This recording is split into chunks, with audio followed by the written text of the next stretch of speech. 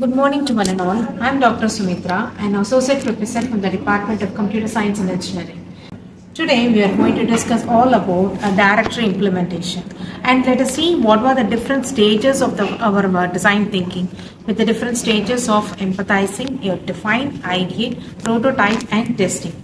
Let us discuss how our students will be categorizing our design thinking in a various stages. I'm Mohammed Samira. So I am here to say about the empathy part of the design thinking implementation. First, regarding file directory implementation, we can see why there's a necessity for a need of files inside our operating system.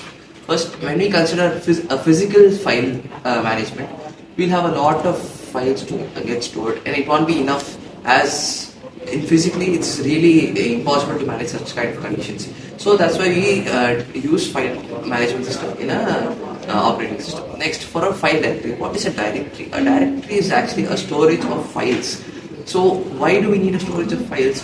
So that we can organize the data which we want in a proper order or in a proper sequence of whether we can have a proper understanding of what to access and where to access it from.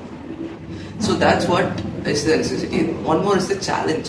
What does the user face? The challenges while accessing the directory. So now when we consider admins or normal accountants, they'll have to store a lot of information and data in the files. But if they just randomly store it in different kind of directories, they won't have an understanding as to where to search it and where to properly sort it out in the order of their own needs. So we have a use of directory where they can store it in a particular place where they want and access it accordingly. So this is the part of empathy I'd like to cover. That's good, Samira. As Sami gave the gist about the file directory, I'm going to explain it in detail. I'm here to explain in the define state. Okay, what does file directory mean? File directory is the collection of files. Generally, there are 5 types of file directory. Single level file directory. Single level file directory as a single directory. Next comes the 2 level file directory. 2 level file directory, each user gets a single directory. Next comes the hierarchical directory. Hierarchical directory generally is the graph structure. And next, acyclic directory. Acyclic directory allows multiple directories. Next, cyclic directory. Cyclic directory is similar to acyclic directory, but it forms a loop. Physically file handling is difficult, so we implement it using OS. So to make it in a better way, we are thinking it to implement in the design thinking manner.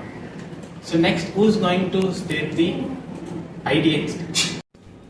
Hello ma'am, guys wait, I'll convey the ideate.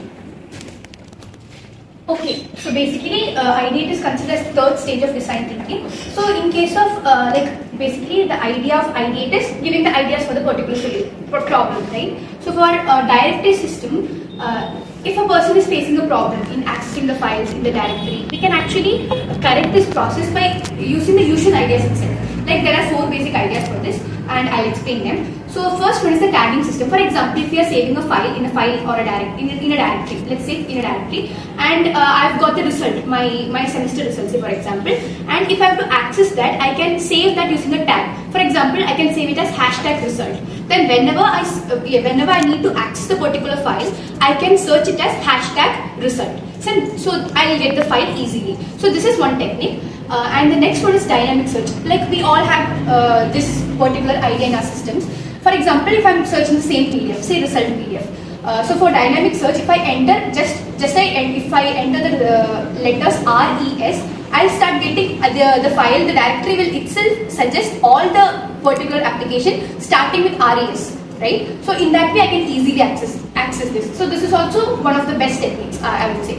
And next one is that mapping. So for example, each and every file in a system will have a particular path. We have also seen it in our OS system actually. So whenever we are like in CMD or in command prompt, whenever we need to access a particular file, each and every file will have a particular path. So based upon the path also we can access a particular file. So this is also one of the ideas. And the last idea is that instead of saving, like whenever if we are downloading a file from the Chrome or something, we'll just save it as a 2.pdf or a doc.pdf. We actually do not mention what the actual file is. So instead of doing this, we can use naming convention technique. That is, we can name it as it is. For example, if I am downloading my result file, then I can save it as result.pdf rather than 2.pdf or doc.pdf. So this will actually, whenever I am accessing it for the second time, it will help me. Like I need to just search result.pdf, I'll get my PDF. So this is one of the best ideas. But my doubt is that how will we implement this in a prototype concept? Any ideas? I know how to do the prototype. Let me explain. Okay. Initially, we should start with a low fidelity prototype. There are three types of prototypes: low fidelity, medium fidelity, and high fidelity. Low fidelity means starting everything in just with a pen and paper. Just draw what you wanted to do.